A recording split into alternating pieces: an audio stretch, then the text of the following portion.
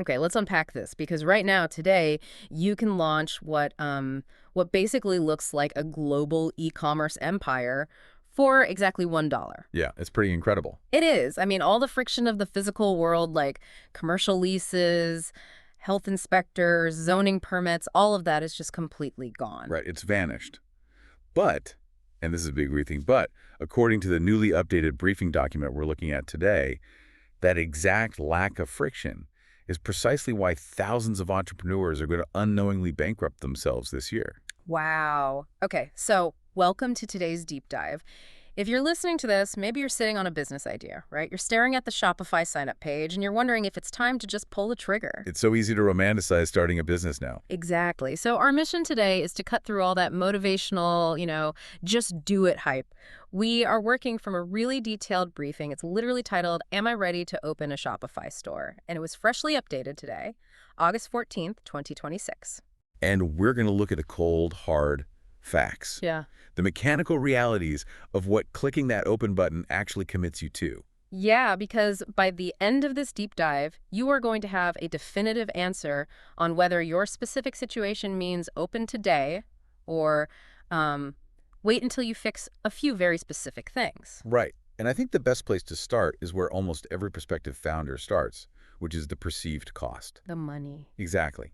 When you remove the traditional barriers to entry like those commercial leases you mentioned, you don't actually remove the requirements for business survival. You just, well, you delay them. So the natural filtering process that used to stop a terrible idea from even launching, that's gone. It hasn't disappeared. It's just been relocated entirely onto your shoulders as the founder. I mean, no one at the platform level is going to vet your business model before they process your credit card. Right, and the pricing structures themselves almost encourage you to ignore that reality. Looking at the exact numbers from the briefing, as of today, the entry offer is 3 days, totally free, and then it's $1 a month for the first 3 months. Which sounds like nothing. It is nothing. You're paying $3 to test an idea for an entire quarter of the year. But then, once that promotional window closes, the basic plan shifts to $39 a month or $29 a month if you prepay annually. Plus, the U.S. transaction fee, which is currently 2.9% plus 30 cents per sale. And we should probably note for anyone reading older blogs that cheaper starter plan is officially closed to new stores as of today. Good point, but here's the crazy part. The core issue is the contradictory information Shopify itself publishes. I mean, in one spot, they tout that $29 average monthly cost, but then in another, they warn that actual startup costs range from $1,000 to $60,000. Yeah, and that gap, that massive disconnect between $29 and $60,000, that is where most new businesses go to die. Wait, seriously? So the cheapest part of starting a business is actually the platform itself? Absolutely. Founders constantly conflate the cost of the software with the cost of the business. You have to remember, the platform is merely the digital real estate. Paying the $39 subscription is just getting the keys to an empty storefront. Right, like renting a building. The $1,000 to $60,000 is buying the inventory, putting up the signs, paying the staff. Exactly. It represents your operational reality. You have to acquire physical inventory, fund customer acquisition, and, frankly, absorb the inevitable losses of the first few months. Let's dig into the cash flow mechanics of that, because the briefing is unusually blunt about this. They advise that most new online stores take 3 to 6 months to become profitable. Yes. And what's fascinating here is that the true currency you are spending during that initial phase isn't the subscription fee. It's not the money. No, it's time. The expensive currency is your months. You are basically funding a negative cash flow environment for up to half a year. Makes perfect sense if you think about e-commerce logistics. In month 1, your Facebook or Google ad platforms are just in their learning phases. You're overpaying for clicks just to buy data. Right. You're literally buying information. And then by month 2, you might see some sales, but you're also getting hit with your first wave of returns. And you might need to reorder inventory, which ties up your liquid cash in a shipping container somewhere for weeks. Exactly. So that $1,000 to $60,000 figure, that isn't the launch budget. It's your runway. It's the mandatory cash reserve you need to just survive that profitability gap. Wow. So that $1 trial isn't just a great marketing deal. No, it often functions as a psychological trap. It makes you commit your most valuable asset, months of your time, to an unproven idea simply because the financial friction of the software is zero. That's wild. Okay, so the budget isn't what it costs to launch, it's what it costs to survive the launch. Well put. But let's say you have that runway secured, right? The bottleneck then shifts from financial readiness to administrative roadblocks. The source breaks this down into two distinct gates you have to pass through. Right, the account versus the bank. Exactly. Gate 1 is opening the software account. Gate 2 is the banking integration actually getting paid. And what really stands out in the briefing isn't what's required to pass Gate 1, it's what's missing. It's remarkably minimal. To pass Gate 1, you just need to be 18 or older, provide a full legal name, a physical address, a phone number, and an email. Here's where it gets really interesting to me. You're telling me I can launch a global e-commerce store without even having an LLC. Like, I don't need a registered business. You do not. Selling as an individual, like a sole proprietor, isn't just some sneaky workaround. It is a fully supported default choice by the platform. That is surprising. I feel like everyone thinks you need to pay lawyers thousands of dollars before you can even sell a t-shirt. Right, and people get paralyzed by that. But Shopify's stance is essentially that corporate structure is a personal tax and liability issue. If you choose to operate without the liability shield of an LLC, and you get sued or face a massive tax audit, well, that's entirely your problem. Ah, so Gate 1 is wide open because the legal risk belongs entirely to you. Exactly. The platform carries no liability for your corporate structure. Which makes the transition to Gate 2 incredibly stark, because if Gate 1 is an open door, Gate 2 is a fortress. Yes, because Gate 2 is about getting paid, and that means the financial risk belongs to the platform. So passing Gate 1 gives you this false sense of confidence, right? It tells you literally nothing about whether you can pass Gate 2. Nothing at all. Gate 2 is the single immovable object in this entire ecosystem. And the mechanics of it are strictly governed by international banking laws. The briefing says Shopify payments is currently limited to 40 countries and regions. Well, Yeah. And if you're operating in the U.S., the requirements are rigid. You have to provide a social security number or an ITN, an individual taxpayer identification number. Plus, you need a full U.S. checking account in U.S. dollars that is eligible for ACH transfers. meaning it's wired into the automated clearinghouse network to receive direct electronic deposits. Right. And even if you signed up for the store using an EIN, like an employer identification number for your registered business, federal regulations still require the personal social security number of the actual human being acting as the account representative. They need to verify your identity because we have to look at the underlying mechanisms here. Federal banking operates under strict KYC, know your customer, and AML regulations. Anti-money laundering. Exactly. When you process credit cards through a centralized platform, that platform is acting as the master merchant.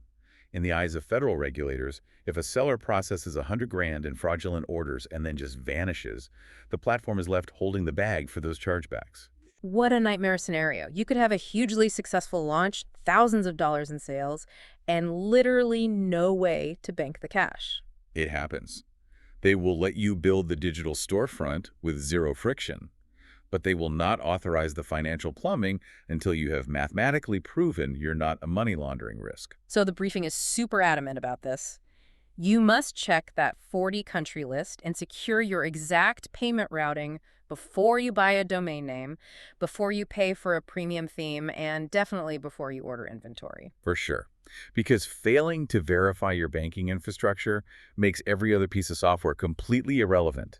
You can have the most beautiful website on earth, but if you cannot legally route $1 from a customer's credit card into your checking account, you don't have a business. You just have a highly decorated URL.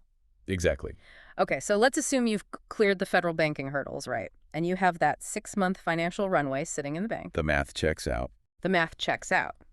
Now the challenge pivots from, can I legally open this store, to, should I open this store? And the briefing introduces this core framework for personal readiness called the 4 pillars of true readiness. I love this framework because it shifts the focus to measurable, fixable math. Right. No more vague emotional feelings. Exactly. If you're hesitating to launch, it shouldn't be because of imposter syndrome. Yeah. It should be because you are actively failing one of these specific quantifiable pillars. So let's hit the first pillar. It's called the offer. And the Offer. standard here is pretty brutal. Has a stranger paid real money for this exact product? Not a promise to buy. Right. Not a polite survey from friends and family saying, oh yeah, that's a cool idea. Real cleared funds. Because money proves demand. The briefing actually highlights a direct warning from Shopify here, saying that investing heavily in inventory before confirming demand is one of the most expensive startup mistakes you can make. It's the ultimate trap of this whole zero-friction economy. You fall in love with an unproven idea, you blow your runway manufacturing 1,000 units, and then you launch the store only to discover the market simply doesn't care. Ouch. And everything downstream of a bad offer is incredibly expensive to fix. I mean, no amount of optimized web design or clever email marketing is going to force people to buy a product they fundamentally do not want. But wait, isn't this kind of a catch-22? How do you get a stranger to pay you real money for a product if you haven't built the Shopify store to sell it to them yet? This raises an important question, and it's something founders get stuck on all the time. But the briefing offers a mechanical solution that completely bypasses the software. It's just You sell the first few units by hand. by hand. Yeah. You use a standalone Stripe payment link, or you send a PayPal invoice via direct message on Instagram, or you literally take the physical product down to a local farmer's market. You do not need a monthly software subscription to process a transaction. You just need a willing buyer and a payment link. Oh, wow. That completely flips the traditional script. You don't build the store to get the first sale. You get the first manual sale to justify building the store. Exactly. Yeah. Only when the money is real should the store open. That is brilliant. Okay, so proving that offer organically triggers the necessity of the next 3 pillars. Once a stranger actually gives you money, you realize, uh-oh, I need to scale this. And scale requires surviving the profitability gap, which brings us to the second pillar, the runway. Which we mapped out earlier. That's the 6-month operating cost reserve sitting in your bank account. Right. But having the money to survive the gap doesn't mean you have the time to manage it, which introduces the third pillar, hours. The requirement here is blocking specific, non-negotiable hours on a physical calendar. Because a store that nobody actively tends to just stalls mid-build. And meanwhile, those monthly subscription fees continue to just drain your runway. Right. If you can't carve out the operational hours on your calendar right now in your current life, you are not going to magically find them once the website is live. No, you definitely won't. Which leads perfectly into the fourth pillar, operations. This forces you to confront the physical reality of digital commerce. Basically, who is printing the shipping labels? Who is packing the boxes? Who is inspecting the returns when a customer sends back a damaged item? The logistics. Yeah, and the briefing notes that answering me, for now, is a perfectly valid operational strategy, but answering we'll figure it out is an automatic failure. I mean, operating under we'll figure it out is like trying to build an airplane while you're jumping off a cliff. Or turning on a fire hose inside a house before you've bothered to connect the plumbing. Yes, Yeah. You aren't building a business, you're just creating a flood. People forget that the technical skill of, dragging and dropping website modules is actually a minuscule fraction of the job. The real job is supply chain management, customer service, fulfillment. Your first order is going to arrive long before your figuring out phase does. If you don't know exactly who is physically putting the item in the mail, your very first customer experience is going to be a total disaster. Exactly. Failing any of these 4 pillars is a specific fixable math problem. It's not a feeling. So we have the offer, the runway, the hours, and the operations. If you fail any of them, you just pause the software build and fix the broken pillar. But let's look at the founder who has passed all 4. They have a manually validated product, they've got the 6-month cash reserve, they've blocked out their calendar time, and they have a clear fulfillment plan. If they still haven't launched, what's stopping them? At that point, it's usually a psychological bottleneck, specifically perfectionism. Waiting for the perfect store. Right. When all the operational pillars are solid, perfectionism is usually the final excuse. And the source document is ruthless about this. It states very clearly, polish has no finish line. So what does this all mean for the listener who has been tweaking their logo colors for 3 weeks? Are you saying half-baked is actually the best strategy? It's not about being half-baked. It's about understanding that an unproven store is just a sandbox.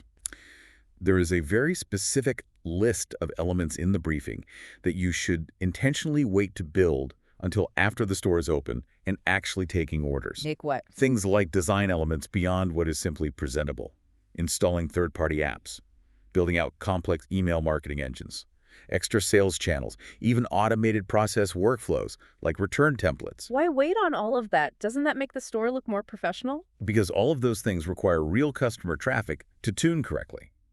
The underlying logic here is purely data-driven. You cannot optimize a system without feedback. Right, you're just guessing. Exactly. Installing a dozen third-party apps preemptively just buys you monthly fees and a massive amount of technical debt, all based on completely blind guesses about what your future customers might want. So, for the founder obsessing over their color palette, you're essentially just playing make-believe until real money changes hands. An expensive app subscription doesn't extend your runway. A lightning-fast theme doesn't magically make people want a product they already don't care about. No, it doesn't. An app doesn't make a bad product good. A beautiful layout doesn't fix a broken supply chain. Mm. You need real orders flowing through the system to expose the actual friction points. So you might spend 3 weeks optimizing a high-def video on your homepage, but the data eventually shows everyone is abandoning their carts on the checkout page because your international shipping rates make no sense. Precisely. You could never have predicted that behavior in the sandbox. You have to open the doors and process transactions to generate the data that dictates where the polish actually needs to go. Wow. So everything on that delayed list, the apps, the design overhauls, they don't make the store ready to launch. They get better precisely because real orders are flowing through them. It's a minimum viable infrastructure. The store just needs to be clear, fast, and capable of securely processing a transaction. The highly polished elements come later. So the concept of being half ready or partly under construction is basically the normal permanent state of e-commerce. It has to be. The foundational math, improvement offer, the runway, the payment routing, those must be immovable and rock solid. But the digital facade on top of that foundation, that is meant to be in a constant state of reaction to consumer behavior. Okay, this has been an incredible breakdown. We've covered the mechanical realities of the platform today, and the ultimate takeaway here is designed to completely eliminate ambiguity. Ready is not a feeling. No, it's not. You do not wait until you feel ready to open the store, because that feeling usually arrives months late and is entirely unreliable. Readiness is a checklist of measurable realities. Yes. So, to summarize for you listening, you open the store when exactly 3 things are undeniably mathematically true. Condition 1. One stranger has paid you real, cleared money for your exact product outside of the software ecosystem. Condition 2. You can state your 6-month operating reserve number out loud, and those funds are sitting in a liquid account. And condition 3. Your federal payment routing is 100% confirmed based on your country's banking regulations. If even one of those is missing, you do not have a psychological barrier. You have a specific, scheduled operational task to fix on a deadline. And if all 3 conditions are met, that $1 promotional offer becomes a tool you can actually leverage, rather than a trap that just drains your time. You finally have the infrastructure to capture the value of the software. Absolutely. But building on that trap of perfectionism we talked about, I want to leave you with a final, slightly provocative thought to mull over. Well, let's hear it. If your marketing, your design, and your apps only actually improve by reacting to real customer behavior, you have to ask yourself a very difficult question.